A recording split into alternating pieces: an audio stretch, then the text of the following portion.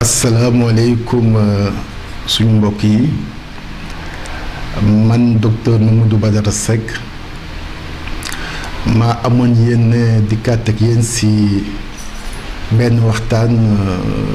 ñu jagleel ko feebar bi de Covid-19 sababu waxtaan bi mooy jéem a alerter ngir ñu waajal suñu bopp te xam ne ba ñu deful ndànk fan yi ñuy jëm maanaam nawet bi ñuy dëgmal feebar bi dina fi bëri lool te dina fi faagaagal ñu bëri dina yóbbu ay mag waaye bii paa tamit du fi bàyyi ay gune bu ñu fàttali ko ba feebar bi feeñee defoon naa ñaari vidéo 19 mars ak 25 mars lu ma si jublu woon mooy ñi gëmoon ni feebar bi amul ma leeral leen indi leen ay tegtal yu leer ci feebar bi ba ñu gëm ni feebar bi am na ñi ko gëmoon te tiit walla ragal feebar bi ma dalaloon seen xel ne leen feebar bi de ñu ñi dëkkee Sénégal ak dëkk yi mel ni Sénégal biir Afrique waruñoo tiit feebar bi ci jamono yooyu parce que ba feebar bi génne dama kaa topp du xool def benn étude bu ko njëkk a concerné Chine étude bu mag ak benn étude bu France étude yooyu dañoo génn woon ni feebar bi naam dina faagaagal tranche d'âge yëpp ba mu des xale yi mais mag ñi ak képp ki woyaale ak yenn feebar yi la ëpp lu muy faagaagal ba loolu weesoo ma génnaatoon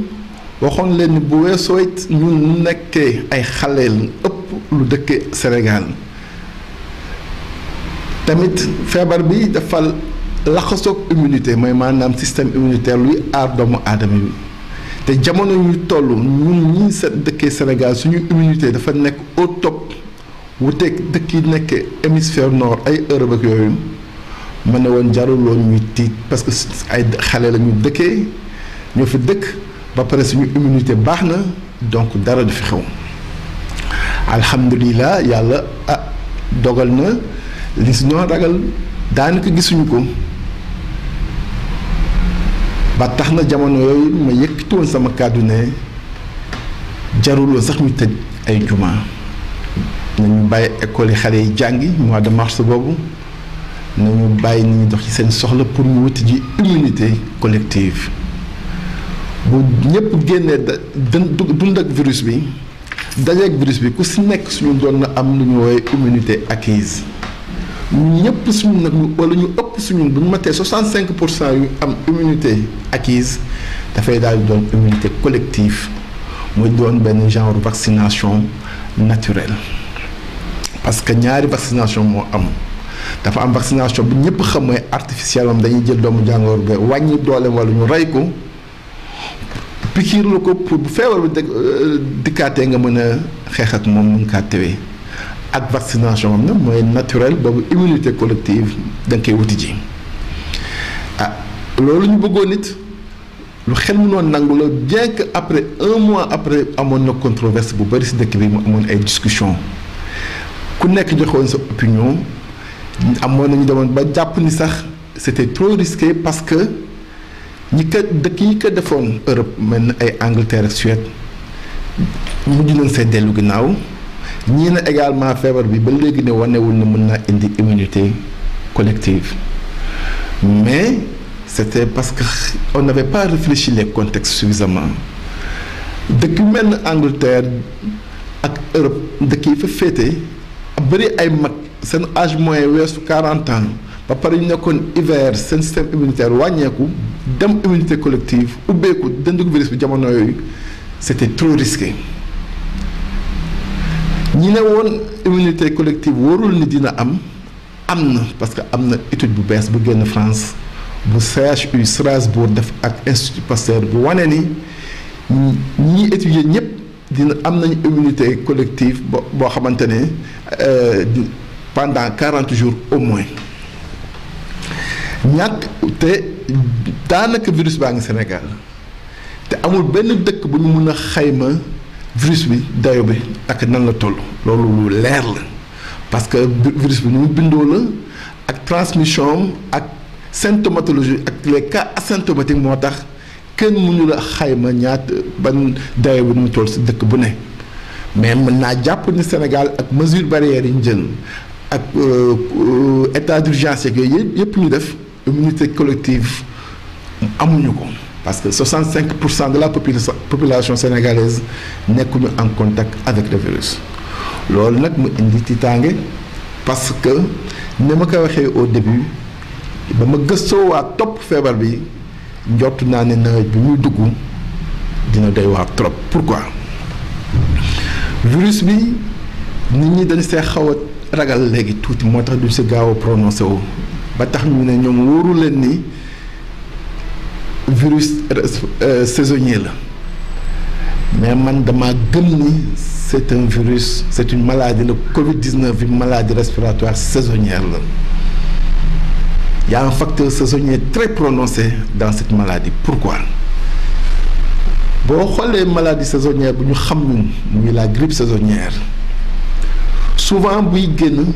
hémisphère nord lay démarrer Chine lay jógee daal di wàcc dem Europe septembre ba mujjee États-Unis côté yooyu septembre ba ay avril mai bu fa jógee printemps dugg Europe ba ñu waaye séntu été mu daw glisser dem vers l'hémisphère sud ay Amérique latine ak yenn dëkk yi mais ñun ñi ñu concerné grippe bi ñun dëkk Afrique ñu nekk zone intertropicale grippe bi dañ ne ay pic la ñu am hivernage bi bu ñu ko méngale bu ñu xoolee doxinu Covid-19 bi feebar bi ñi génn le 17 novembre 2019 en Chine Wuhan fin automne mu glissé hiver bi dugg Europe def fa li mu fay def hémisphère nord particulièrement Europe ak Amérique du Nord mu nekk rey fa lu bëri mais bu nga seetlu actuellement virus bi depuis fin mai mi-mai fin mai début juin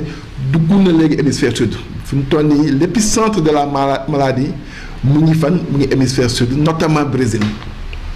Brésil Chili Argentine dëkk yooyu yëpp fi mu toll nii fa la malade bi nekkee fi mu toll nii Brésil tey jii may wax ak yéen ni Brésil mooy 3e foyer bi donc ñu njortu ni également yoon ba grippe bi awoon saisonnière bi fa la Covid-19 bi di aw ñu njortu ni bu ñu deful ndànk nawet bi ñuy ñëw attention dina bëri ay cas te man loolu laa gëm pourquoi gis nga virus bi comme virus à enveloppe yëpp dañoo ragal tàngoor ak temps sec chaleur dañ kaa ragal boo seetloo fii di Sénégal feebar bu mu duggee ba léegi nii am na ay dëkk yu mel ne ay Matam ay Kaffrine ak ay Kédougou daanaka amuñu woon cas récemment lañ gisee ay benn cas parce que dëkk yooyu dafa tàng foyer bi mu ngi gën a développé axe Dakar Thiès ak région de Diourbel zone yooyu ñoo gën a féex à part Saint-Louis ci Sénégal moo tax hiver virus yi dañuy dafay développé dafay exprimer wu ak également humidité ñun amuñu hiver amuñu été mais am nañu saison sèche am nañu saison humide na bu duggee virus bi day gën a yeewu gën a njaxlaf tombeek ñun suñu immunité daal di wàññeeku suñu immunité ñun dafay wàññeeku bu baax moo tax virus bi mu song rek day dugg dafay dépasser rapidement la première ligne de la réponse immunitaire mooy les barrières physiques immunité dafa am la branche innée am la branche acquise branche innée bi mooy ba ngay judduwaalee dafa am lu ñuy woowee les barrières physiques notamment les enzymes virus bi bu nawet ñëwee wala hiver soldats yooyu noonu duñu gaaw virus moo leen di gën a gaaw donc da leen déborder dugg installé wu bu installé woo rek njaaxum daal di am moo tax ragal naa nawet bi ñu dëgmal mu am une flambée de cas ba pare mu faagaagal ay mag yu bare ak képp koo xamante ne dangay woyaale ak feebar boo xamante ne da ngay ànd ak moom mu mel ni diabète mu mel ni tension mel ni insuffisance respiratoire asthme ak yenn feebar yu mel noonu te bu ngeen seetloo virus bi actuellement Afrique statistique Afrique bi nga ko analyser ba kii nii parce que Afrique la mooy spécificité dafa partagé wu avec entre les différentes zones géographiques am na une partie bu bokk hémisphère nord am une partie bu nekk dans la zone intertropicale am une partie bu nekk dans l'hémisphère sud fi mu toll nii bu ñu xoolee statistique Afrique yi le Maghreb les 5 pays du Maghreb seulement concernent 33 plus du tiers des cas de la maladie et plus de 50% des décès liés à la maladie te Maghreb ñëpp xam nañu ci hémisphère nord la bokk bu Maghreb weesoo le deuxième foyer en Afrique c'est l'Afrique du Sud avec 550 cas loolu mooy dernière statistique yi ma jot donc nit mën a nangu le caractère saisonnier du kii donc dina bëri cas bu amul chance dina yóbbu mag ñu bëri mais lan mooy spécificité bi par rapport li fi xewoon boobu ba léegi nii mooy que ni dina yóbbu ay ndaw bu ñu deful ndànk ay ndaw yu nekk à la fleur de l'âge à la force de l'âge pourquoi feebar bi ñun ñëpp dañoo bett parce que boo ngeen gisee même samay première sortie dañoo defoon tableau clinique bi ne complication bi pneumonie sévère lay indi mais ñu dem ba ci biir coow yu bëri chaque jour ñuy génnee na benn signe bu bees benn symptôme bu bees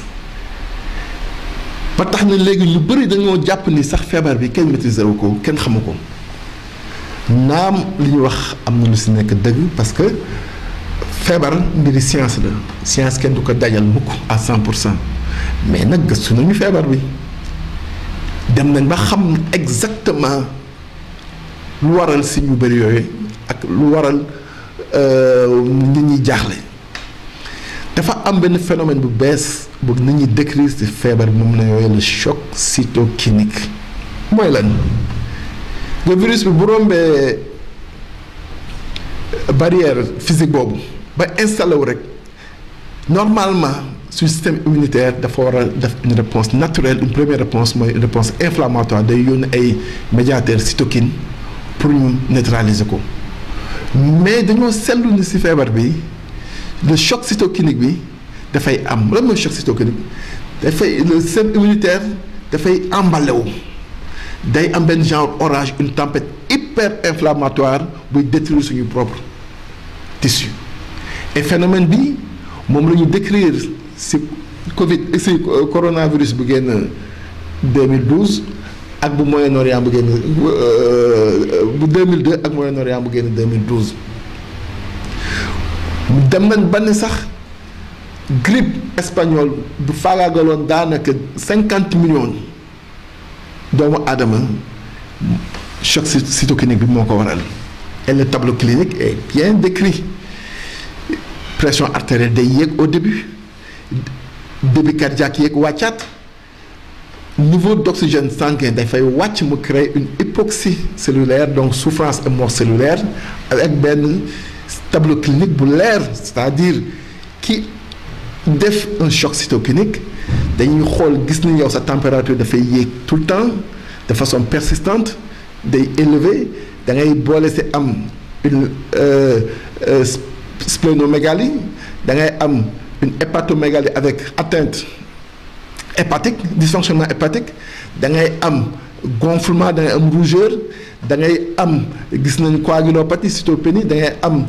des éruptions cutanées avec des symptômes neurologiques divers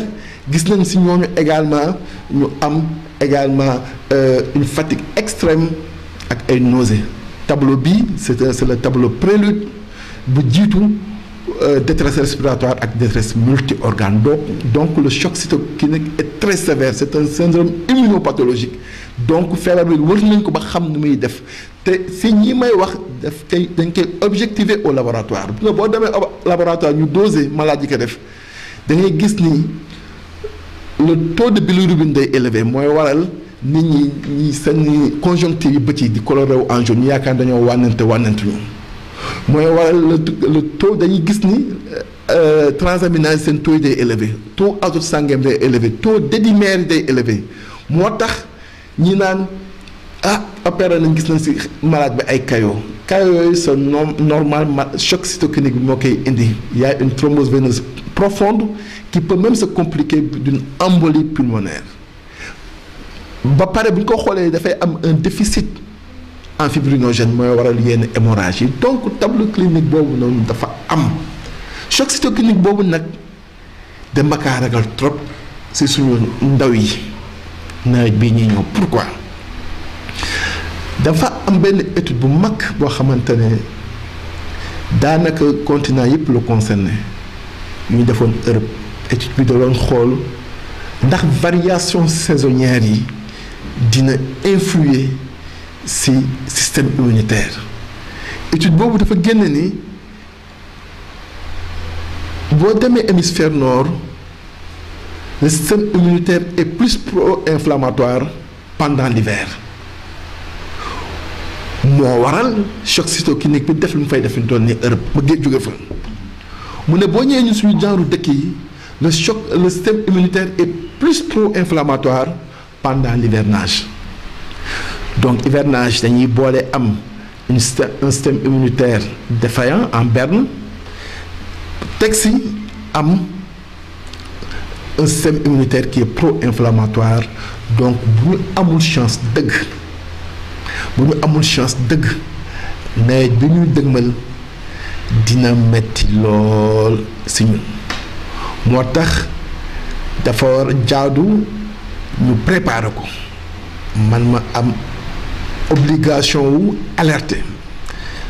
ginnaaw ba ma gisee ni jamono yi ma gisee ni waruñu woon tiit damaa gënoon wax suñu dëgmalee situation boo xamante ne jàpp naa ne dalul sama xel yoon la ma génn te li ma wax yépp ci gëstu ak ay preuves cliniques laa ko teg parce que on est à l'ère de la médecine basée sur des preuves cliniques the evidence-based medicine la religion en médecine aujourd'hui c'est celle basée sur des preuves cliniques moo tax mbokk yi ma leen di dénk au niveau individuel ngeen bañ a baisser les bras virus baa ngi fi virus du fi jóge mukk épidémie mooy dama ko ñëw waaye virus bi mu ngi fi nañu continuer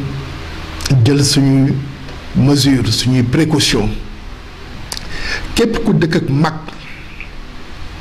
na nga veiller ci moom protéger ko mag ñi wéyaale feebar nañu jël seeni garab parce que boo jëlul say garab ba sa feebar déséquilibré bu la bu fekkee nga lay kii yóbbu mag ñi nañu dem rendez-vous ñi feebar ak seeni médecin ñu xool leen bu leen xoolee li ci war ñu xool ñu nañ ko def bu jaree ñu xool rein yi fu mu toll xool fu kër bi toll moo gën a wóor yéen ñi di liggéey yor seen liggéey maa ngi leen di bàyyiloo xel ni waajal lañu waxtu bi parce que buñ deful ndànk dina suñu activité yépp affaire bi dina ko laalaat nañ demaat peut-être vers beneen état d'urgence bu mu ñoo yóbbu sax ci confinement nañu dajale waajal waxtu bi bés yi di ñëw nawet bii di ñëw maa ngi leen koy dénk bu baax a baax au niveau communautaire maa ngi ñaan képp ku yor bërëbu liggéeyukaay na nga waajal wax nawet bii ñuy ñëw ndaxte kenn ku nekk suñu ñëpp sa liggéey mën naa yàqu et je suis heureux aujourd'hui de constater que l'approche communautaire nit ñaa ngi koy wax et lu xel mën a nangu parce que ma mës a gëm toujours mooy dëkk bu nekk ak spécificité ñun dëkk yu mel ni Sénégal dafa am deux types de légitimité. Il y a la légitimité en haut de l'échelle, mais également la légitimité au ras du sol qui est incarnée par les organisations communautaires de base muy ASC yi muy bàjjenu gox yi muy mbootaayu jigéen ñi muy bépp forme d'association à la base nañu def ba ñu approprier wu le combat comme ça ñu kii su ngeen gisee may wax ni parce que dama gëm ni c'est en période de paix qu'on prépare la guerre au niveau institutionnel maa ngi leen di bàyyiloo xel ngeen bàyyi xel mag yi ngeen bàyyi xel mag yi ngeen bàyyi xel mag yi fi ñu toll nii lañ koy commencé nañu def benn identification des personnes à risque def benn campagne de dépistage des maladies cardiovasculaires et métaboliques mooy diabète ak tension mu ñu xool ki ko am bu ñu la mënee accompagner médicalement ñu accompagner la jox la ay garab mais également puisque période bi bu ñu si duggee Sénégal yenn période de soudure la ñuy doon nañuy jàppale nit ñi si duñu lekk parce que épidémie yu mel nii bu la fekkee sa système immunitaire baaxul nga stressé sa alimentation sa nutrition baaxul mën na laa indil ay problème nañ si bàyyi xel bu baax te maa ngi leen te man gëm naa ne jamono ñu fi ñu toll nii dara gënul en matière de nutrition nevedaay c'est-à-dire moringa def naa si ay études xam naa ni day renforcer le système immunitaire te parce que dafa am une forte teneur en magnésium am une forte teneur en vitamine C une forte teneur en vitamine A en plus des polyphénols magnésium waxoon naa leen ko depuis sama première vidéo mën nañu jox nit ñi ñuy jël magnésium nañuy jël vitamine nañuy naan ndox mu bëree ba te magnésium bi yomb naa am cere mbuum mooy mbuumu nebedaay bi wala ñu jël poudre nebedaay bi di koy jël chaque matin ñu jël si ñaaru kudd parce que encore une fois magnésium bi dafa am des propriétés pour booster pour renforcer le système immunitaire gëstu naa ba parce que damaa gisoon ni Japon c'était la population la plus vieille au monde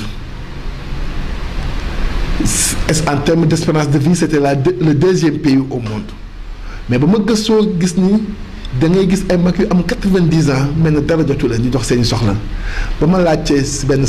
maison de retraite dañ ne ma ñoom seen mag ñi foofu ñu leen dundalee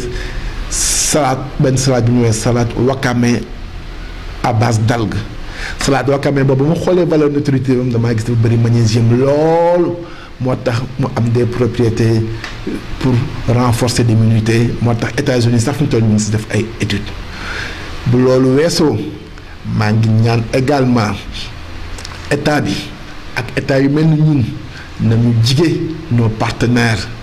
pour solliciter l'appui médical international dëkk yi nga xamante ne mbas mi jaar na fa ba dem ñooñu gën a xam feebar bi ñooñu ëpp moyen nañ dem ñu jàppale ñu ginnaaw ñun également bu ñu renforcer suñu dispositif maa ngi leen di seedeel ni nawet bi ñu ñëw non seulement dina metti lool mais dina indi sax des problèmes sociaux parce que ragal naa Covid-19 bi jaxasoo ak grippe bi te bu boobaa dina indi ay stigmatisation nit dina sëqët yaramam tàng nga yaakaar ni dafa yore feebar bi nga koy daw fekk ni simple grippe la am moo tax test de dépistage rapide yi il faut que état wut si lu doyo de sorte que structure sanitaire fu mu nekk Sénégal mën ko faa def pour mën a def le diagnostic différencié de la maladie nañu également gën a yokk les structures de réanimation équipé leen parce que dinañ ko soxla en fin de compte nañu xoolaat suñu stratégie de traitement chloroquine bii nii d'un point de vue théorique c'est un immunomodulateur boo ko booleeg azithromycine certes c'est un antibiotique mais azithromycine c'est un macrolide qui a un effet immunomodulateur te boo xoolee ci protocole professeur Raoul bi c'est l'effet immunomodulateur boobu boo ko boolee en synergie ak hydroxychloroquine mën naa am effet mais ba léegi effet bi c'est discutable étude bu bees bu génn bii nii tey jii nii Angleterre recovery nee na gisu si benn intérêt te mieux man ne woon naa ba ñu koor ci benn rajo ne jeunes yi nga xamante ne dañuy def choc cytokinique jox leen hydroxychloroquine plus azithromycine wala beneen macrolide sax bu dul azithromycine mun naa am un effet mais mag ñi nga xamante ne seen le système immunitaire est en berne wala képp ku yore feebar buy wàññi système immunitaire jox la hydroxychloroquine bi non seulement du amul la njëriñ mais mën na laa indil ay loraange ba faat sa bakkan loolu laa waxoon ne woon naa leen ni boo jëlee oto ne ko da ngay dem Touba da ngay daw lu bëri da ngay daw dafa bëri ab Mercedes bu bees tàkk yaa ngi daw 300 kilomètres à l'heure te accident yi dafa bëri bàyyi mu wàññi sa vitesse wala bu dugg gis benn 2 chevaux bu am 50 ans organes yi baaxul moteur bi baaxul nga ne da ngay wàññi vitesse am kooku non seulement def accident mais boo deful ndànk di nga indil loraange oto bi du dem dina panne dina des yoon bi moo tax cas arythmie yi ñuy wax ak syncope yi ak arrêt cardiaque yi ñuy wax lu xel mën a nangu la mbokk yi daal lii moo nekkoon tey sama communication ci feebar bi di ñaan yàlla suñu borom mu aar ñu aar mbindeefam yépp te ñu ma wax ñu bàyyi ci xel nañu waajal nawet bi nañu waajal nawet bi parce que feebar bi jugugu fi te am naay ragal ni nawet bi ñuy ñëw dina fi bëri lool dina fi laal mag ñu bëree bëri te buñ deful ndànk bi pa dina yóbbaale ay gune asalaamaaleykum